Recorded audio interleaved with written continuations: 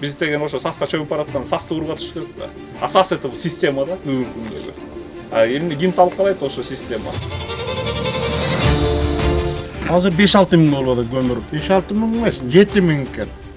Ошо жагы аралашкан майда чуйдалары 5500.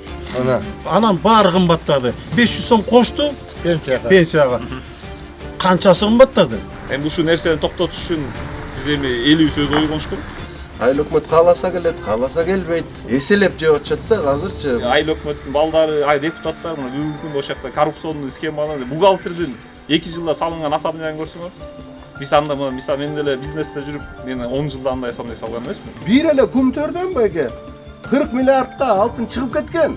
Уже чыгып кеткен. Анан кийин элдер айтып атпайбы, балдардын келечегин 1-2 миң сомго сатып, анан кийин баягы караңгылык менен эле колдонуп атат да. Азыр болсо алышты. Мисалы элге эч ким жарыялаган жок да. Канча тонна. Мен мисалы Кумтор жылына 120 миллион доллар берчимин да. Прибыльдичи. 26% 120 миллион доллар берилчи. Эмне деген темирлердин бар чыгып аткан, эч ким анализ да кылган эмес. Мисалычы.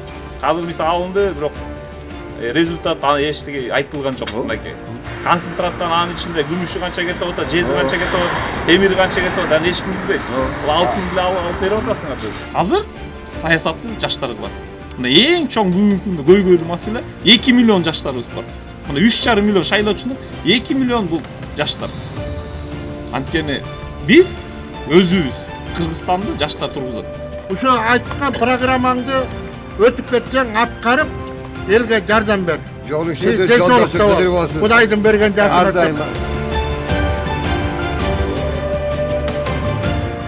Ордо саясий партиясы номер 19. Ордо туура тандоо.